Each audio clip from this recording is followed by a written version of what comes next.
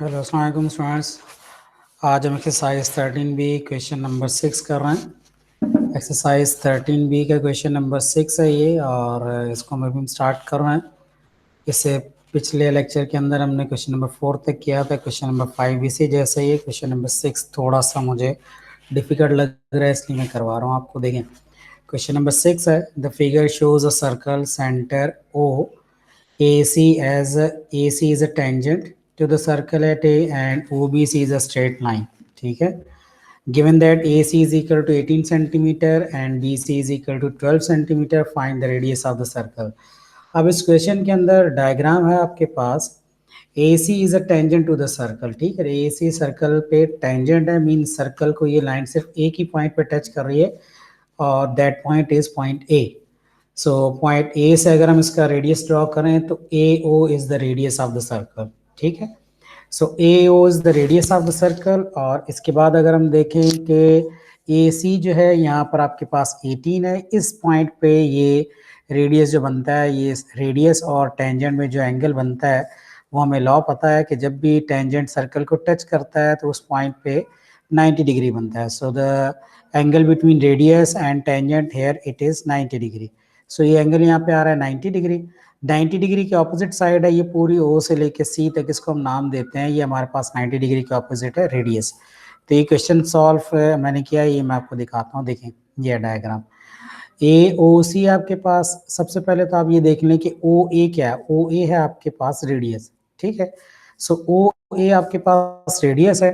So definitely ओ till B जो है ये भी रेडियस है, क्योंकि सर्कल के सेंटर से लेके सर्कमफ्रेंस तक आप कहीं पे भी जाएं, that is called the radius. So इसको मैंने स्मॉल आर कह दिया, इसको मैंने स्मॉल आर कह दिया। ये आपके पास 18, ये आपके पास साइड 12। यहाँ पे रेडियस और टेंजेंट में जो एंगल 90 डिग्री है, ये हमने कह दिया कि एंगल है 90 degree. Now in right angle triangle हमें पता है कि according to Pythagoras theorem, formula क्या है पाइथागोरस थ्योरम का, कि hypotenuse square is equal to base square plus perpendicular square. या हाइपोटेन्यूज के स्क्वायर को हम कहते हैं it is the equal to sum of other two squares, sum of other two sides. So एक साइड तो होगी इसकी हाइपोटेन्यूज हो गया ओसी हमारे पास, तो मैंने यहाँ पे लिखा कि जी ओसी का square is equal to r square plus 18 का square. So are square plus 18 square है, यहाँ पे ये 90 डिग्री के ऑपोजिट है पूरी side O C. So O C square is equal to small r square plus this 18 का स्क्वायर, ठीक है ना। तो अकॉर्डिंग टू पाइथागोरस थ्योरम ये हमारे पास चीज आ जाती है। इसके बाद अगर हम देखें तो ओ टिल सी जो है, ओ टिल सी हमारे पास है, ये पूरी लेंथ जो आती है ओ टिल सी की, ये है ओ बी इसमें आता है, और फिर बी से सी तक आता है। तो ओ बी जो है ये तो रेडियस है, और बी सी आपके पास 12 है। मीन ओ सी को मैं लिख सकता हूँ आर प्लस 12 या 12 प्लस आर। तो मैंने यहाँ ओ सी की जगह लिख दिया 12 प्लस आर का होल स्क्वायर। तो ये 12 प्लस आर का होल स्क्वायर हो गया, is equal to r square plus 18 का स्क्वायर। तो 18 स्क्वायर बन जाता है 324।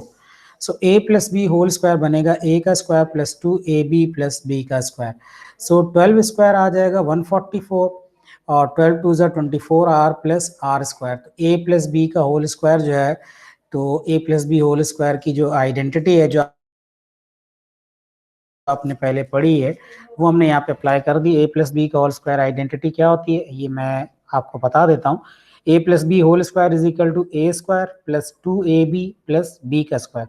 तो ये सेम वही आइडेंटिटी यहाँ पे भी लग रही है। ए की जगह आपके पास आ रहा है 12, बी की जगह आ रहा है आर। तो इस आइडेंटिटी में ए की जगह 12 मैंने लगा दिया, और बी की जगह मैंने लगा दिया आर, और सिंपल फार्मूला है वो फार्मूला अप्लाई किया, तो ये बन गया 144, 12 का square 144 plus 2ab mean 2 into 12 into R, तो that is equal to 24r plus are का square is equal to again R square plus 324।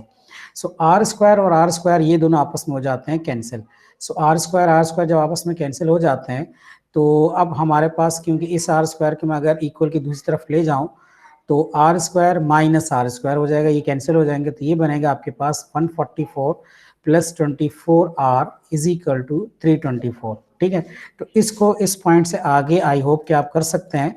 अगर मैं इसको करके दिखाऊं आपको, तो ये बन जाएगा, ये क्वेश्चन इसके बाद आगे हो जाएगा आर आपने इधर ही रहने देना और बाकी दोनों चीज़ों को आप इक्वल की दूसरी तरफ शिफ्ट कर देंगे, तो ये बन जाएगा 24R इज इक्वल टू 324 आपके पास, तो 324 minus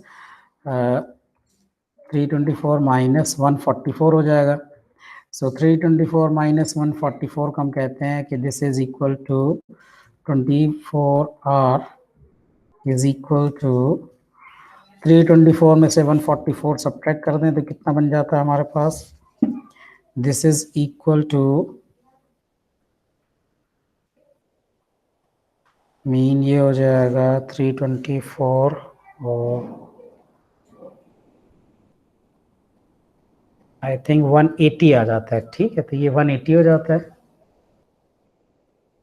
this is equal to 180। सो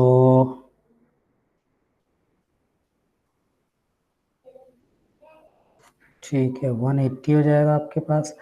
अब इसके बाद आगे आप 24R जो है इसको हम आगे कैलकुलेट कर सकते हैं कि small r is equal to 180 upon 180 upon 24 हम करें, ये आंसर आ जाएगा आपके पास। जो भी आंसर आता है वो आपने यहाँ पे लिख लेना। ठीक है, तो ये प्रोसेस है जिससे आपके पास आ जाएगी वैल्यू ऑफ स्मॉल r। ठीक है, आई होप कि ये समझ आ गया होगा। उसके बाद अगर हम चलें तो नेक्स्ट है हमारे पास कि रेडियस ऑफ द सर्कल आपने बताना, वो हमारे पास कैलकुलेट हमने कर लिया कि रेडियस ऑफ द सर्कल कितना आ गया। तो रेडियस ऑफ सर्कल कैलकुलेट करने के बाद जो नेक्स्ट चीज़ आती है हमारे पास, that is about angle AOB। ठीक है जी, अब एंगल AOB क्या है वो भी आप देख लें कि जी एंगल AOB कितना आता है, वो मैं यहाँ सॉल्व करके दिखाता हूँ आपको। एंगल AOB ये है इधर आपके पास ऊपर कि लेट सपोज ये है आपके पास एंगल AO और B, मीन ये बीच में ये जो एंगल आ रहा है ये एंगल आपने कैलकुलेट करना है। तो ये एंगल कैसे आप कैलकुलेट करेंगे, ये एंगल आप ऐसे कैलकुलेट करेंगे कि अकॉर्डिंग टू पाइथागोरस थ्योरम आपको पता है कि क्या इसके लॉज होते हैं, तो आपने लॉज को फॉलो करना है। ट्रिग्नोमेट्रिक रेशियोज या ट्रिग्नोमेट्रिक रिलेशंस जो हैं वो आपको अच्छी तरह से पता है। ठीक है ना, तो वो ट्रिग्नोमेट्रिक रिलेशंस जो हैं वो आपने यहाँ पे अप्लाई कर देने, और ये यहाँ पे अप्लाई करने के बाद आपके पास वैल्यूज आ जाएंगी कि जी कैसे होंगे। तो आई होप कि आप कर सकते हैं। देखो यहाँ पर आप अगर सेकंड पार्ट में करके दिखाऊं आपको, तो ये आप देखिए कि फिर आपको सबसे पहले तो ये आर की वैल्यू भी देखनी पड़ेगी। आर आपके पास आएगा 180 डिवाइडेड बाय 24, अगर हम करें तो दिस इज इक्वल टू 7.5।